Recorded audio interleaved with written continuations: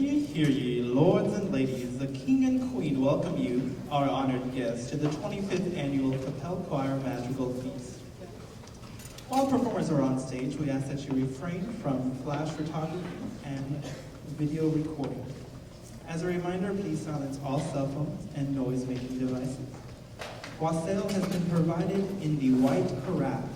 We invite you to pour it now and join us during the wassail toast. Each table has been assigned a maitre d' and server. Please raise your hand if you need anything. We will have a pause for dinner. Please stay seated. You will be dismissed by your maitre d'. Don't be alarmed. Our performers may move through the audience. Feel free to giggle, holler, laugh, and or cry.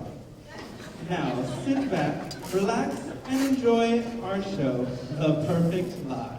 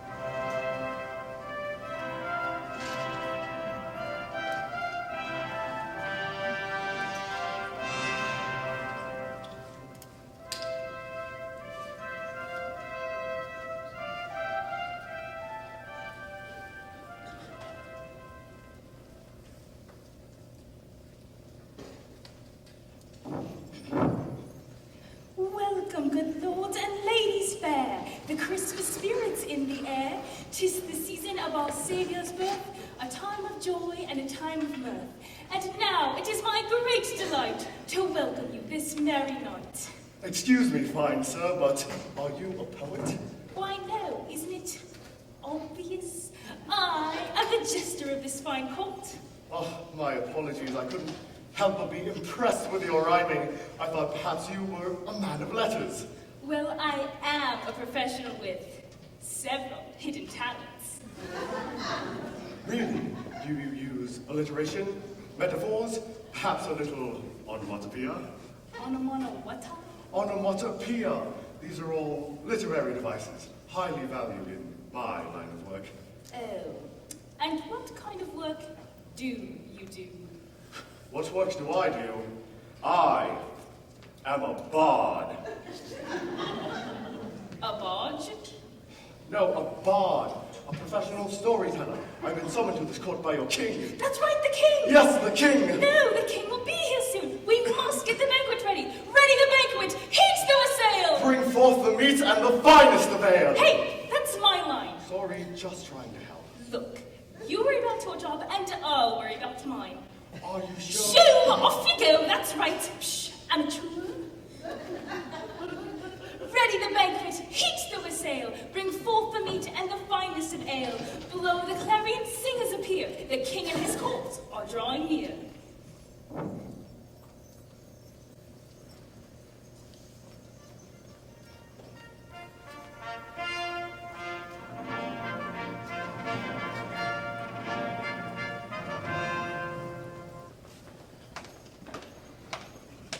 Masters in this hall, hear the news today, from all the seas and ever on ye pray. All you in this place now, hear the news we pray, for heavenly angels in the sky sing, Christ is born today. Noel, Noel, sing we hope in all of what God born to us, the Son so dear, Noel. Today has come to raise the poor and cast away the proud. Sing and more, sing and more. Go before the hills, know the world, all the truth. See the Lord in manger low. Noel, Noel, sing, hope in all of folk God, born to us the Son so dear, Noel. Today has come to raise the poor and cast away the proud.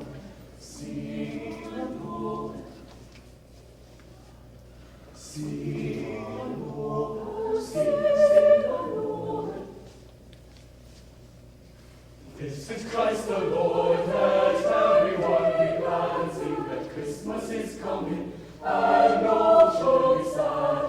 Noel, Noel, sing, hope in all of folk on born to us God's Son so dear. Noel, Noel, sing, God today has come to raise the poor and cast away the proud. Noel, Noel, sing, God today has come to raise the poor and cast away the proud.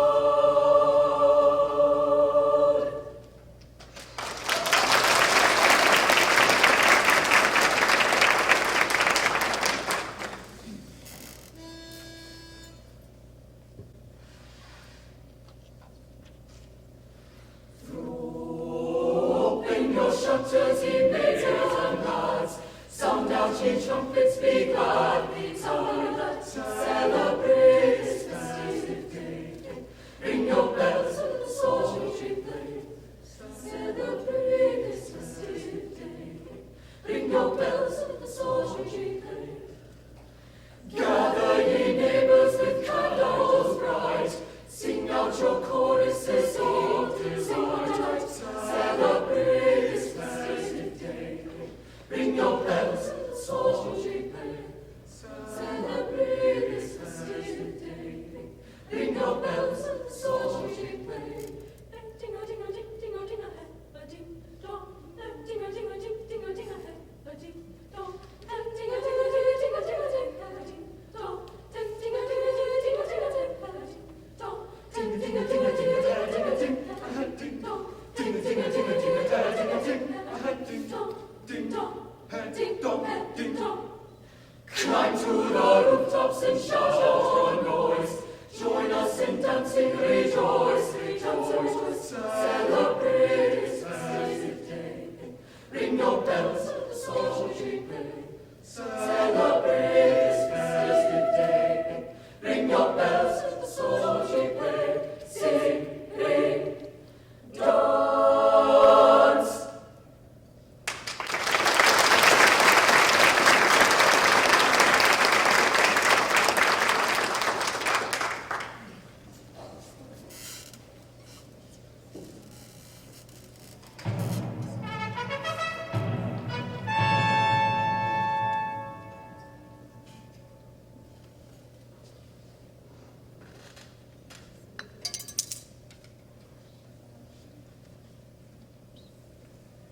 Bring hither wassail in mulberry bowls, with cardamom, cinnamon, ginger, and cloves. And to you, my good queen, I drink hail to thee, and the very good health of the apple tree. To all our good guests who have entered our hall, we bid thee welcome to one and all. So fill your cups with joy and good cheer, and pray we have apples for wassail next year. Wassail!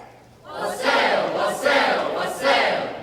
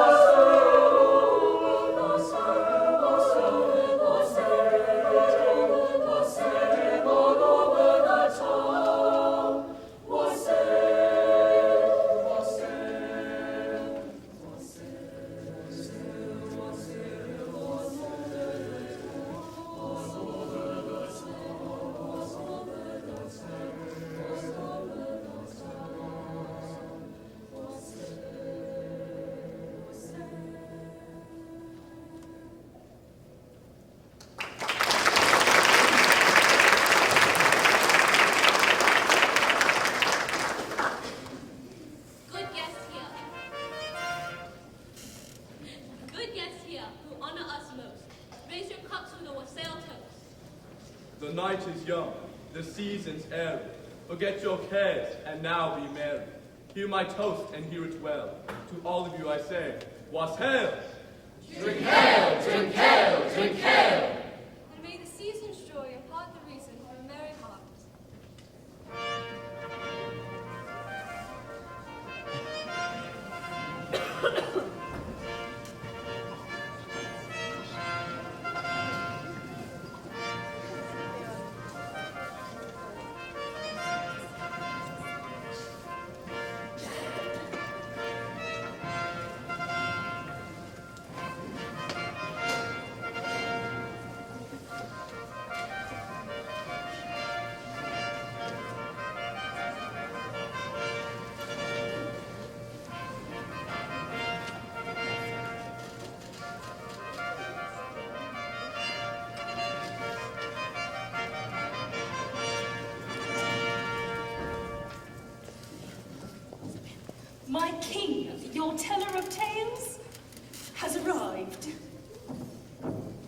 ask? I don't see the bard. A bard is just a storyteller with a good agent. Besides, why spare all the extra expense this holiday season when you have me? Oh, really, Chester? How so? Bards are so very, very boring because there's a reason that Shakespeare is required reading in school. Children must be forced to read him. He puts the dry in Balladry. Whereas jesters add sophisticated humor to their tales, Exactly. like whoopee cushions. Hello? Sound effects? The gift of the Magi really needed some help if you ask me. I mean, seriously, who gives a comb to his wife for Christmas? But a whoopee cushion? Is a pretty deflating gift for a wife, no? Hey, puns are my specialty. Apparently, the bard is as boring as you thought. I prefer the bard. When the jester recites the night before Christmas, she had Blitzen as a football player. And what you did with Vixen... Saint Nick had a sense of humor in my version. Still, I insist on the bard telling the tale. I could add color commentary. In fact, I read this story about a golfer who blew a putt on the ninth green. Chester! He said the windmill was enough to confusion. Chester, you are not helping your case! Your Majesty, when shall I regale you with my tale? Let's wait until after dinner. Our guests are quite hungry. As you wish. What he said.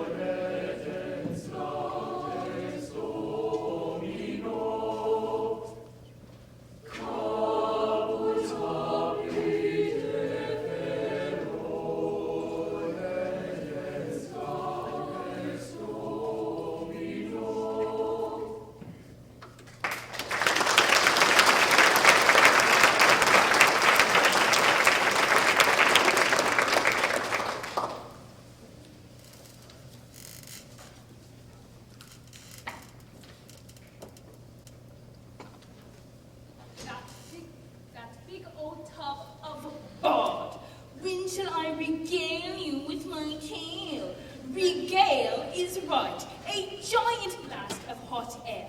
And he's ruining that lowbrow humor I've worked so hard to develop with the king. I've got to figure out a way to get him out of the picture somehow. But how? I know I'll spread a rumor that Shakespeare is visiting. Then he'll make for the village green with some soppy sonnets for Shakespeare to critique. Why, Lord Rumormore, is that you? Oh, perfect. Have you heard the news? Shakespeare is going to be in the village this very night. Oh, I agree. We must spread the news at once.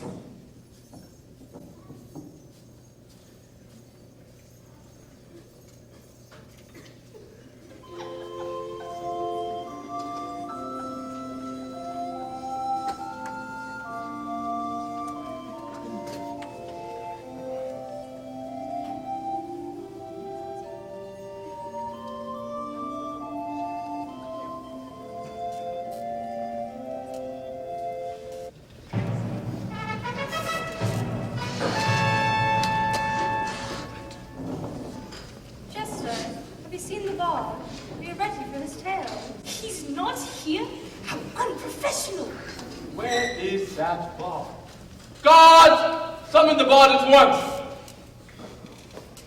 Good luck finding him.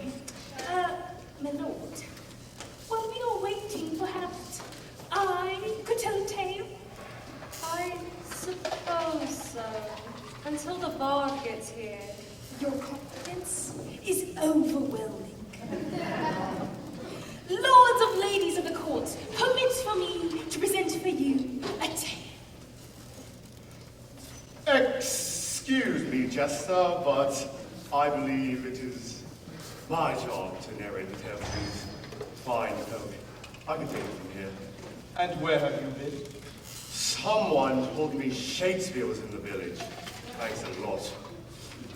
My apologies, sire. Even if Shakespeare were in the village, I'd never neglect my bardic responsibilities. And I'd never neglect my majestic responsibilities. I put the jesting in majestic. Come on, I can liven up your story. I don't need your help. You can just run along.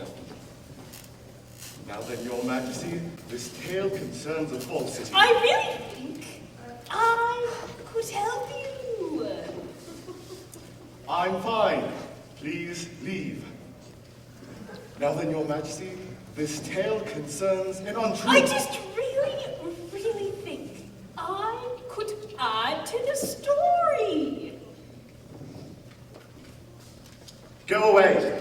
Now then, your majesty, this tale concerns no ordinary It's tale. about to lie already, the perfect lie. Get to the point already, bud.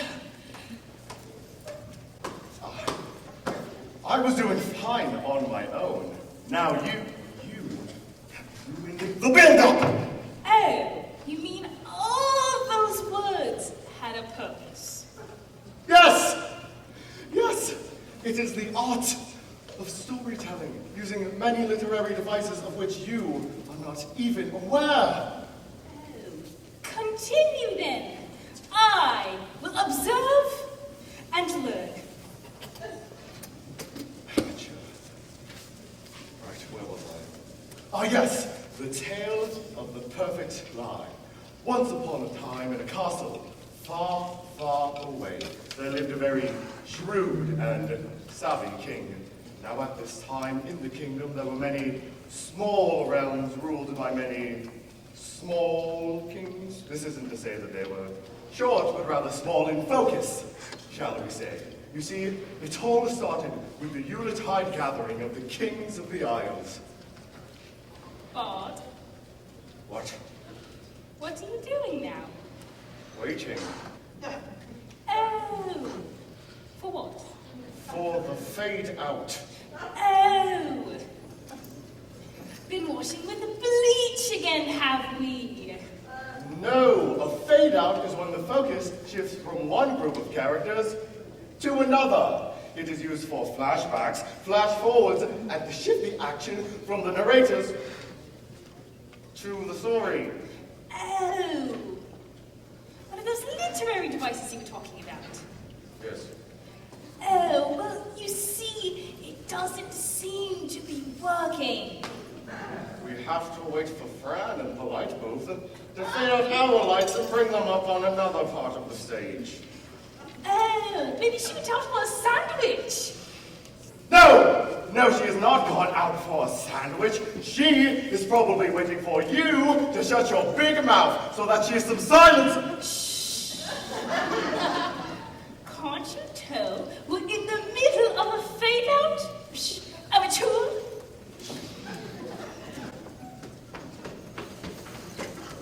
This won't do, Mr. Foreign Minister. This simply won't do. Who was that? I believe they were narrators, my king. Oh. Why have I never seen them before? Well, they're supposed to exit quietly during the fade-out. We aren't supposed to notice them. Oh. Why is it so dark? The light girl's supposed to bring up the lights during the fade-in. Oh. I bet she went out for a sandwich. No, I think she's just lazy. I mean, anyone that answers for an ad involving lights work. I believe you hurt her feelings. Just what we need. Touchy techies. Well, you'd best apologize so that we can get on with the scene. I'm sorry I called you lazy, incompetent, and dense! But you didn't call her incompetent and dense. Oops. And that's your whole problem. You don't lie well. Should we get on with the scene then? Right, of course. Where was I? This won't do, Mr. Foreign Minister. This simply won't do. This won't do, Mr. Foreign Minister. This simply won't do. But Your Majesty. I was humiliated. I told you to write a thank you note to the King of Wales for his Christmas gift. What I did. But you told him that I hated it. What you did. That's not the point. You're supposed to lie under these circumstances. So when I wrote that the Welsh pudding he sent me reminds me of a peat bog, while accurate, was not complimentary to the King of Wales. And what about that part about muskrats floating in the bog? I added that artistic license. And what you wrote to the King of Scotland about the kilt he sent me? He sent you a barrel of brown mud. I mean, what else was I supposed to write? The King of Scotland was incensed. It turns out his wife wears a kilt too. And what you said to the King of Ireland? I mean, you're the one who said girly men wear skirts. Girly men with hairy ankles. Right, you've got me there. What was the King of Ireland thinking? And who's this Guinness fellow who shipped the mud? Ah! Ooh! Ah! Ooh. And finally, the King of France. He sent you snails. What else was I supposed to write? You are missing the whole point. Christmas is a time of selfless gift-giving. And lying. Especially lying. Lying with a great big grin plastered on your face. What, isn't honesty the best policy? You are missing the whole Christmas spirit. I need a new foreign minister. I need a better liar. No, Your Majesty. Well, I'm afraid you're sacked then. But don't worry, I'll still keep you on in some position that doesn't require lying. But that takes me completely out of politics, my king. True, but I found just the place for you where you can employ the skills you developed in politics. Royal Steward? Royal Senecal? Royal Exchequer? Very close. Royal Stable Boy. You have experience shoveling poopy. But don't worry, I'll still keep you on to train in the new guy. How will you find this new guy? I plan to have a holiday contest to choose my new foreign minister. A lying tournament. Whoever can tell me the most outrageous lie will be my new foreign minister. Just in time for the new year. I've already sent my heralds to announce the contest. Well, what do we do now? We wait for the fade out.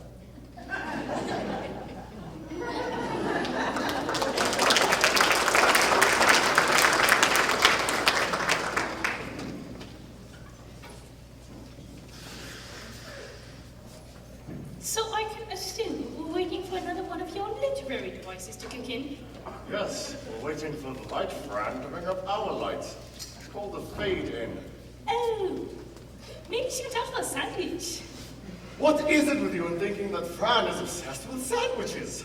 I think it makes for a good subplot. You see, that's just what I was talking about. Your puns, they're so bad that... If it is the fade-in, aren't we supposed to be moving now? Quite right. Now where was I? Well, you are about to advance the plot by narrating events that are either too large or too slow moving through the stage through an omniscient perspective. What? I've been brushing up on my literary devices. Right. The herald journeyed to every village, town, city, parish, hamlet, and beeflet in the kingdom to spread news of the lying contest. That is, every place except a teeny tiny place called Poppycock, which makes a lot of sense when you consider that the entire population of Poppycock consisted of a boy, his widowed mother, their nearly starved cow, 2 gerbils, and a dung beetle. A dung beetle? Family pet. Easy to feed. The gerbils? Plowing had to be done somehow. Anyway, the son, Peter Piper, was pretty poor. His mother's name? Patty was his parent.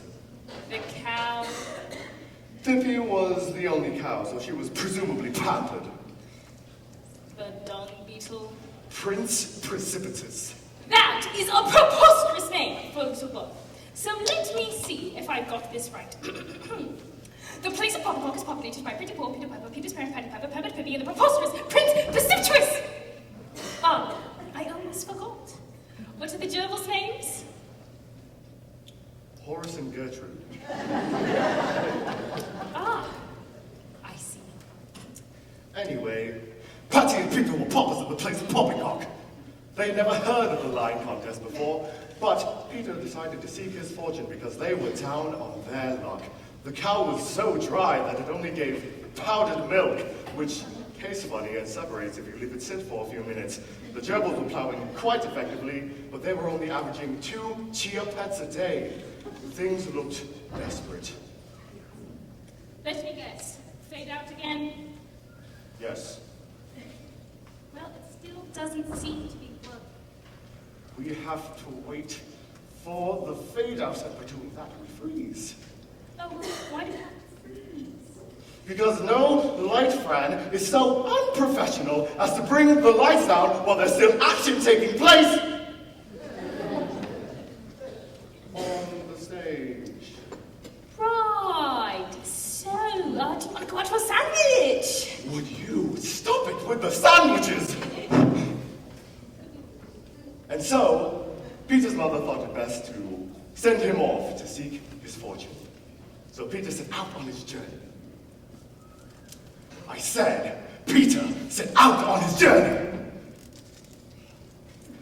Peter set out on his journey. Peter is eating his sandwich right now. So, what literary device do you use to make your characters listen to you? That would be symbolism. The sandwich is the hero, flying towards its adventure. I get it! Hero, sandwich, that's a pun!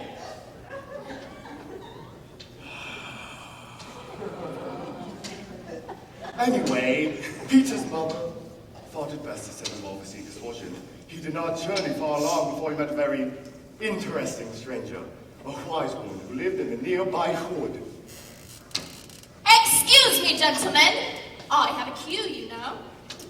Good morrow, young lad. Who are you, and where might you be headed this fine day? Good morrow to you. I'm Peter of a place called Poppycock, with the pittance of a population. Ah, such fine alliteration. I knew that. Are you a learned scholar at the university? Oh, no. Patty, my parent, and I are poor. I'm on a journey to seek my fortune. Ah, very good, very good. Before you take this journey, I was wondering if you could do me a small favor. Well, I am on a rather tight schedule. Fortune to seek. But I am old and frail, and I cannot do this task myself. Please, help me. Of course, old, frail woman. How may I help you? I am in need of a very unusual plant. It is called the hollyflower. It has 4 leaves with small red flowers and green centers. You cannot mistake it. It is slightly difficult to obtain. It can only be found on the peak of Mount Caradoc. It only blooms on the Yeti, abominable snowman. It only blooms when the only child of the only Yeti couple reaches puberty. Slightly difficult, you say? Yes, sir, we're only here to narrate. Slightly difficult, you say? All I have to do is pick this hollyflower and bring it back to you, Yep, that's right. And when you do, you will find my house just beyond the line of trees. I see. Peter was dismayed by this impossible Do you mind? I have an exit, you know. Oh, amateurs. Peter was dismayed by this impossible task. He sat on his stump and bemoaned his fate. I said, be moaned. Be bzzz, moaning. Ah! Buzz moan, buzz moan, buzz moan. As he sat there sounding like a wounded bumblebee, a shepherdess came walking along the path. This is so good! I said he met a shepherdess. Is this Subway? A shepherdess! Oh, that's my cue. Want to go? Thanks for the lunch.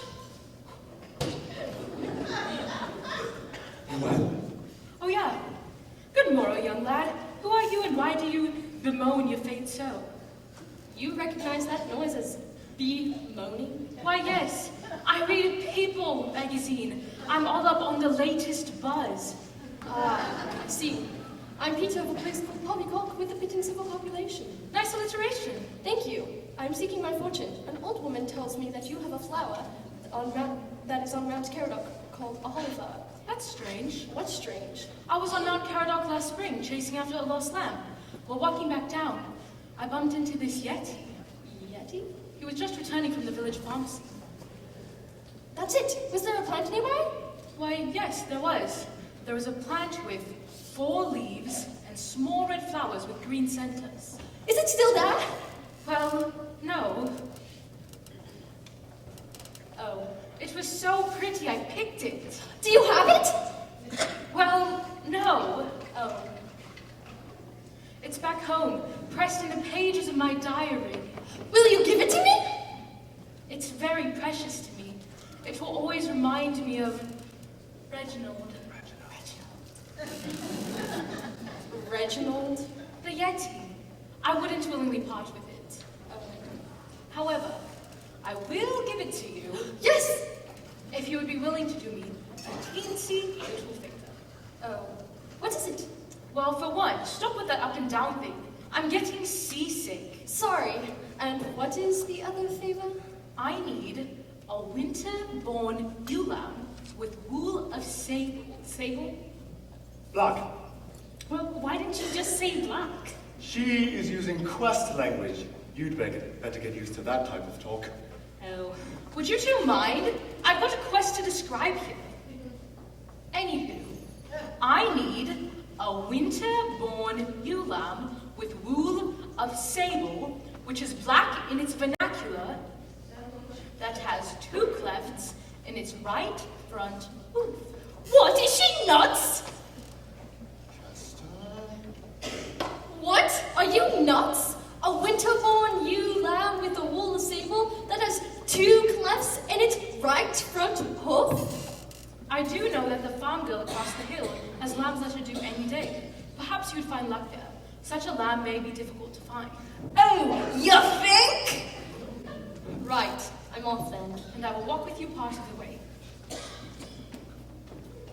And so young Peter went in search of that winter-born ewe lamb with wool of sable that had 2 clefts in its right front hoof, hoping to one day be able to seek his fortune.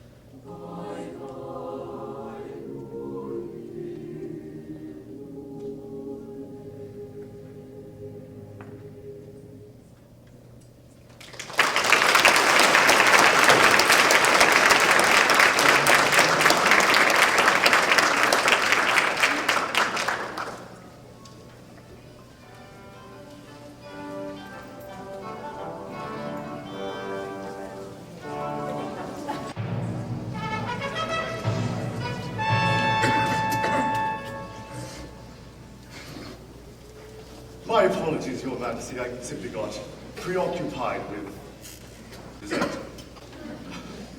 Now then, where was I? Ah, yes, the tale of the perfect line, yes.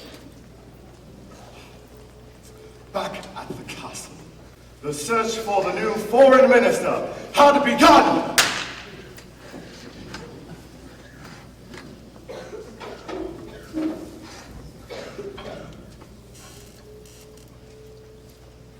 Your Majesty, the contestants have already begun to arrive. Well then, let the contest for the best liar begin! Here's our first contestant, Your Majesty.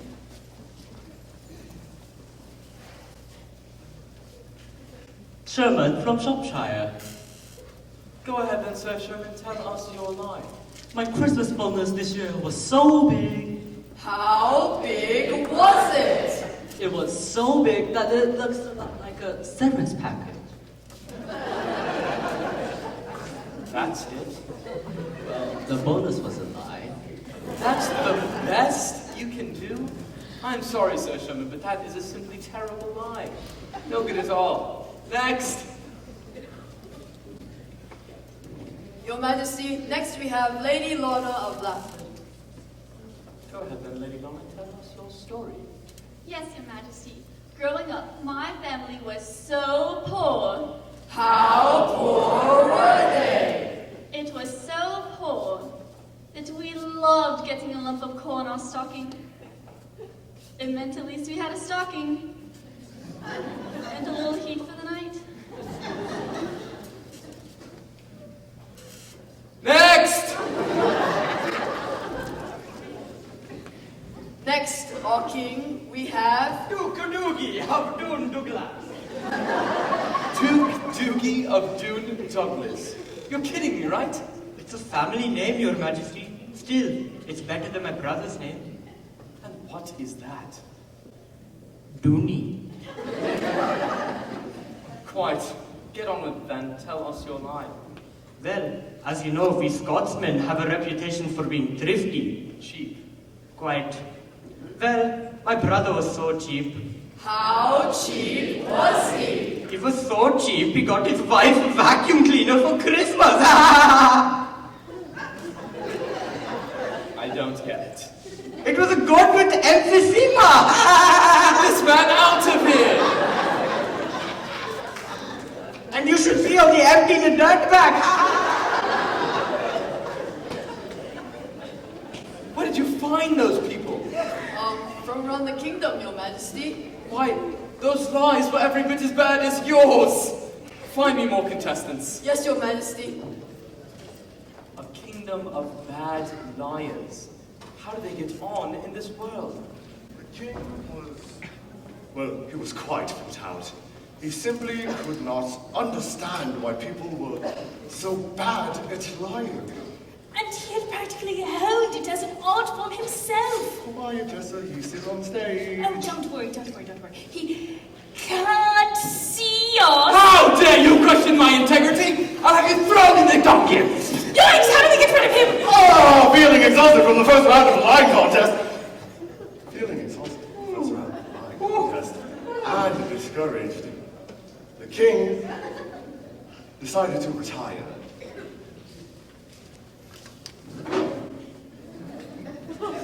Impressive, yes? Wow. Anyway, Peter Piper from the poorly populated place of Poppycock. Nice alliteration. Thank you. Was still in search of that winter-born ewe lamb with wolf sable and 2 clefts in his right front hoof. He found the farm girl just over the hill where the shepherdess had told him. Good day, young lad. Who are you and where might you be going? Good day to you. I'm Peter of the place called Poppycock with the victims of a population. Nice alliteration. We're done with that joke. Right. I was seeking my fortune, and the shepherdess over the hill tells me that you have lambs that are due to be born. I do indeed. They are arriving as we speak. Tell me, may I have one of your winter-born lambs if she is a she and is sable, black, and has 2 clefts in her right front hoof? Well, that's a strange request. Not likely it's going to happen, but if it does, I suppose I can let you have it. But in return, I will ask a favor. Just a small favor. Should it be difficult? What's the matter? I've been having some trouble with favors lately. Well, let's talk about that later, you see. I need to get to the barn. My ewe is having twins. That may be good omen, since what you see is so unusual. Peter waited with great anticipation. If this lamb did in fact have wool of sable and 2 clefts in its right front hoof, he would be able to get the holy flower from the shepherdess. And then he would be able to give it to the wise woman. And then he would be able to seek his fortune. The farm girl returned, and amazingly enough,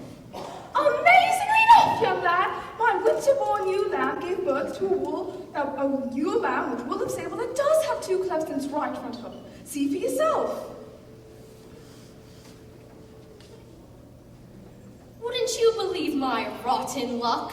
This winter-born lamb with the wool sable that has 2 clefts in its left front hoof. I needed the right front hoof. You have got to be kidding me. Do not be discouraged just yet. I told you my ewe was having twins. Let's wait and see. Peter was discouraged. I mean, what chance would he have that this lamb would have wool of sable and 2 clefts in its right front hoof? There is no way that this next lamb is going to have wool of sable, black or whatever, and have 2 clefts in its right front hoof. You say that, but be that as it may. The lambs are mirror twins, I tell you! See for yourself. This lamb has 2 clefts in its right front hoof. Isn't that incredible? Incredible! Bordering on ridiculous! Tell me, what must I do to obtain this unusual lamb from you? Well, I was out late one night during a full moon, and I saw an elf dancing by that large oak. So, I snuck up and caught him, and he agreed to give me a clapper crafted in St. Nick's workshop if I could answer a riddle. A riddle? Yes, you just clap your hands and your candles magically snuff. Right, so about the riddle. Yes, to this day I've not been able to come up with an answer to the riddle. So you want me to catch the elf? Yes, and when you do, do not let go. Then I shall give you this ewe lamb with wool of sable that does have 2 clefts in its right front hoof. I see. That's a good lad. In the meantime, why don't we go to the house and have a bite to eat? Maybe a light snack. Some sandwiches. That should hit the spot. And so, young Peter went off with the farm girl, but was giving up hope that he would ever be able to seek his fortune. But now, back at the royal castle, the king was rested and ready to face the second round of contestants who could tell him the best lie.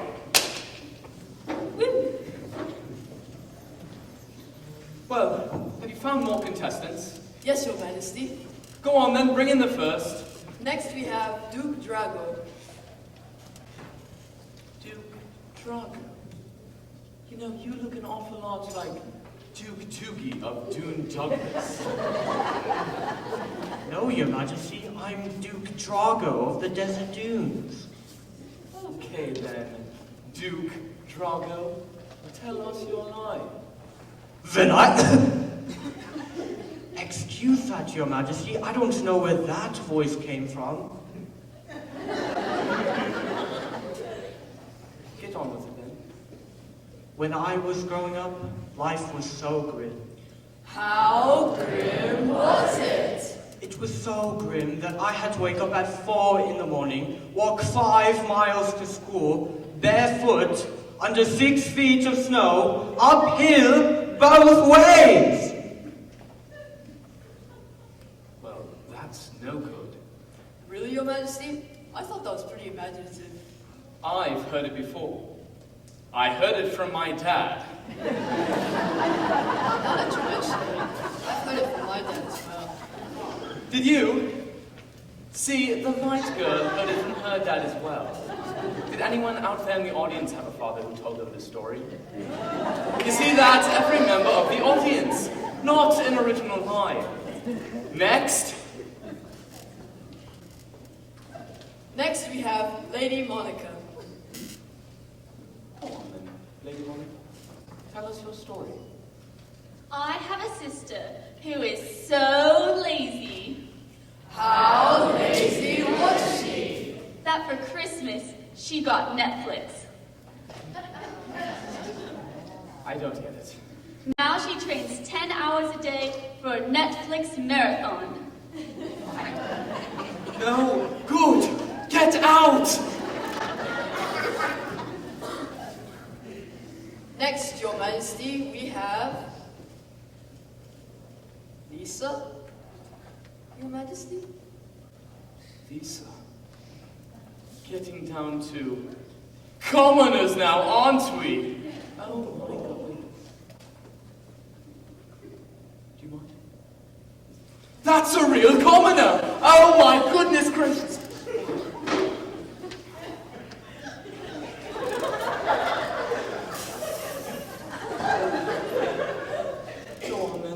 Lisa, tell us your story. I have this story right here. I wrote it down, I did. Hang on then. I remember. I don't have it. Why is that? My computer crashed and I can't retrieve my story. What in the world is a computer? You have me there, Governor. Honor, I emailed it to you, but your server rejected it as spam. What is email? What spam? You have me there, Governor. Honor, me dog ate it. And besides, I can't read no how. Get her out of here!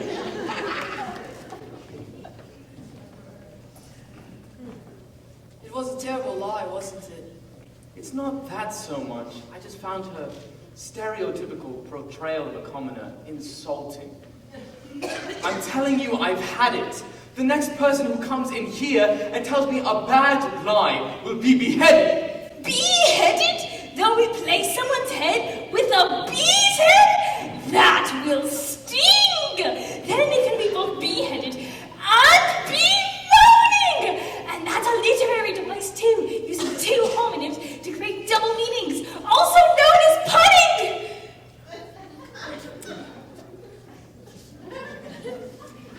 Anyway,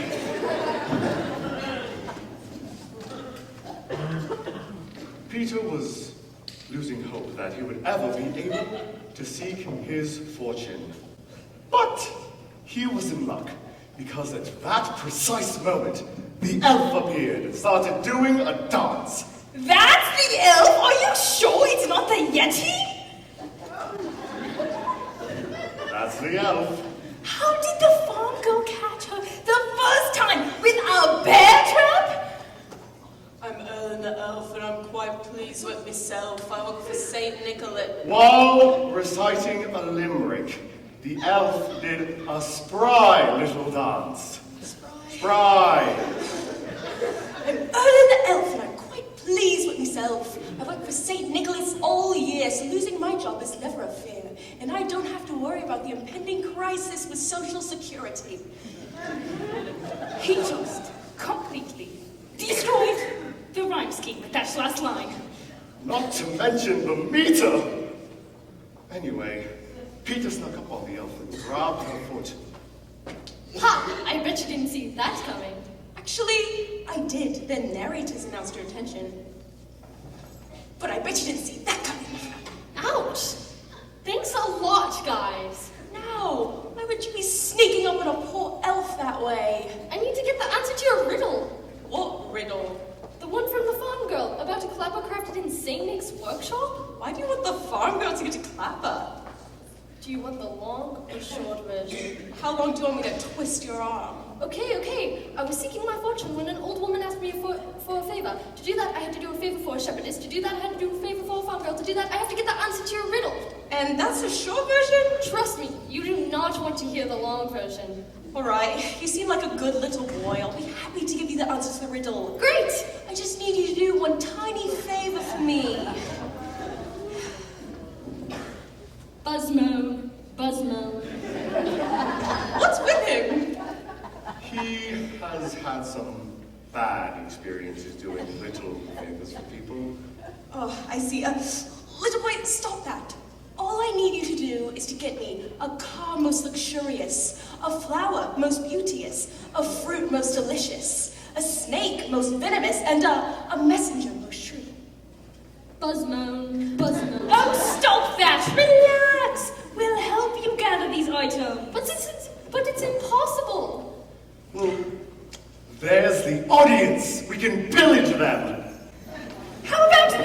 right then. She seems the type to have a luxurious car. Vroom, vroom. Well, do you have a luxurious car about you? How about a fruit most delicious? A snake most venomous? Well, both of you, empty your pockets, let's have a look.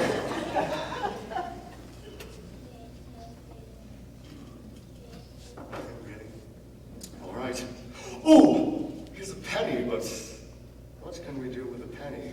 Well, considering an inflation, absolutely nothing. All right, thief. Ellen the elf, I have your items. Oh, let me have them. Here you go. What's this? Everything you asked for. Where's the car most luxurious? A Lincoln. Where's the flower most beauteous? 2 lips. Where's the fruit most delicious? A date. Where's the snake most venomous? A copperhead. Surely this is too small to hold a messenger most true. It's all right there. The one sent. All right, you got me fair and square. The answer to the riddle is post-nasal drip. That's the answer? What's the riddle? You don't really want to know now, do you? Right.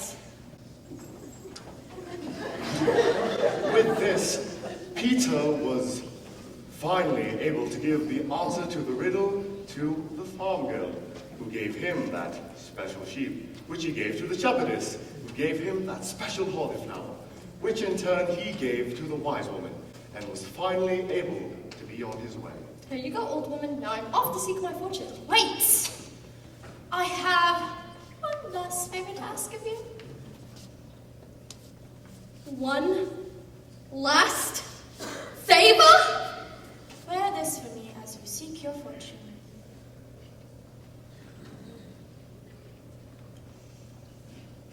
Are you nuts?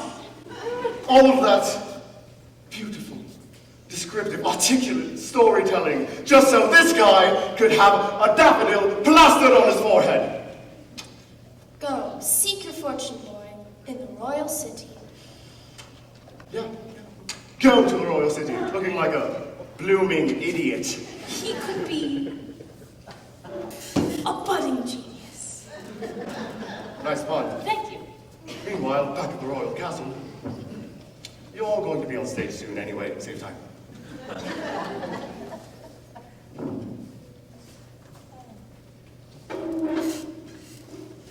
You mean to tell me there are no contestants today?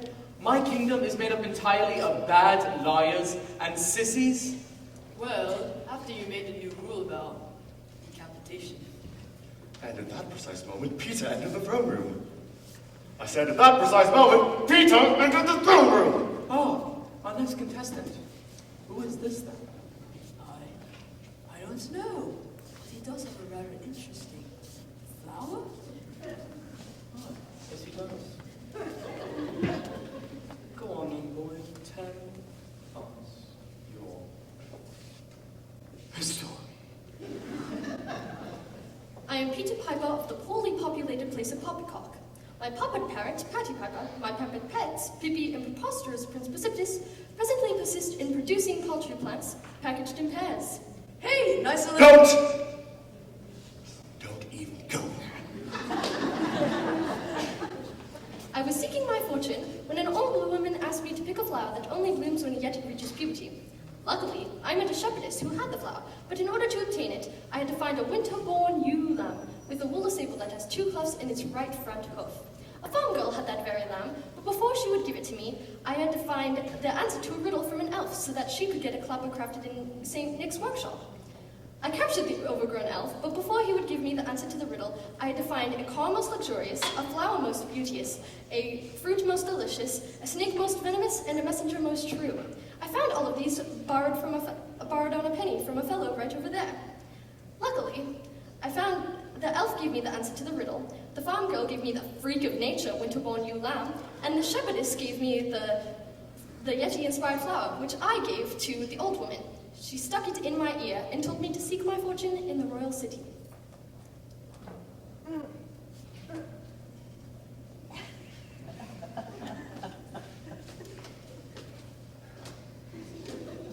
We have a winner!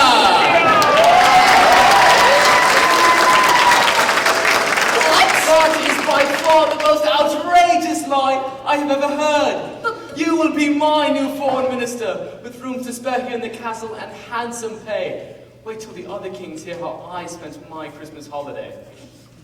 The way you tell it. But every word I spoke was true. Yeah, right. You are good at this. And that, Your Majesty, was the tale of the perfect lie, which, in the end, was actually the truth. That's irony, isn't it? Quite right, Jester. Quite right. Well done, Bob. That was quite the story. And this has been quite the evening. Child, please bid our guests good night. And now, good friends, our long... Excuse me, Lord, but I am the jester of this fine court and the trained professional here, so I believe it is my pleasure to end the night with these good folk. All right. You know, that tale has made me hungry. I think I'll get a sandwich from Fran. And now, good friends, our long tale is ended. We pray no offense and that sorrows are mended. But if our tale has given you joys, then make your hands merry with the noise!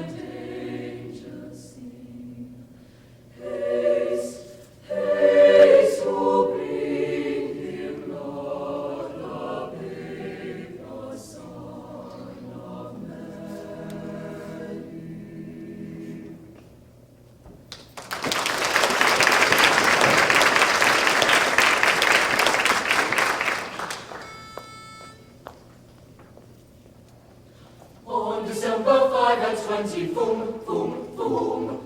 On December 5 and 20, boom, boom, boom. Poor child was born this night, so rosy white, so rosy white. Son of Mary, Virgin, boom, in a stable, mean and lowly, boom, boom, boom. On December 5 and 20, boom, boom, boom, boom. On December 5 and 20, boom, boom. On December's most important day, let us be gay, let us be gay. We go first to church and then we have the sweetest bonds and wedding. Boom, boom, boom, boom, boom. God will send us days of feasting. Boom, boom, boom, boom. God will send us days of feasting. Boom, boom, boom. But the God not sending call for young and old, for young and old. But we tell the holy story, never singing of His glory. Boom, boom, boom.